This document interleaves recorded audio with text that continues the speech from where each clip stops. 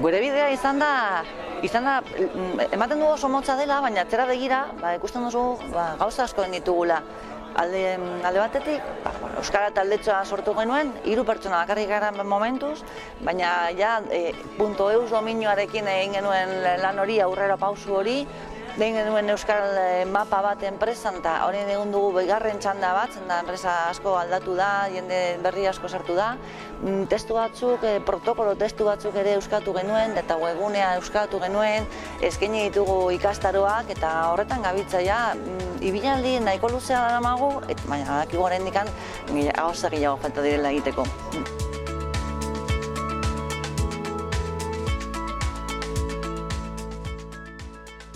Gizarte honetan aztarna ustea euskeraz gaina ahal izan bada.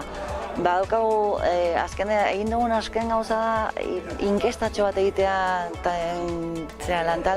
lantaldean, eta jakiteko mapa hori aktualizatzeko, berriztatzeko, eta zer nahi zuten egin, eta ze ikastaro behar zuten, eta ze konpromesua hartzen zuten euskararekin. Eta ikusi dugu, pertsona askok nahi dutela euskal talde honetan sartzea, orduan ilusio handiz ari gara, parte hartuko dugu beti bezala euskaldian, korrikan, alako egitasmoetan, baina indaitekela beste lan bat, ibilbide handiagoarekin.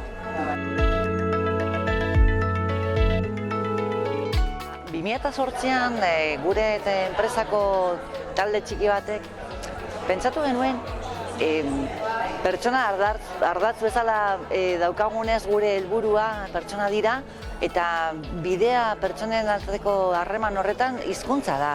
Eta hizkuntza gero eta gehiago euskara izango litzatekeela.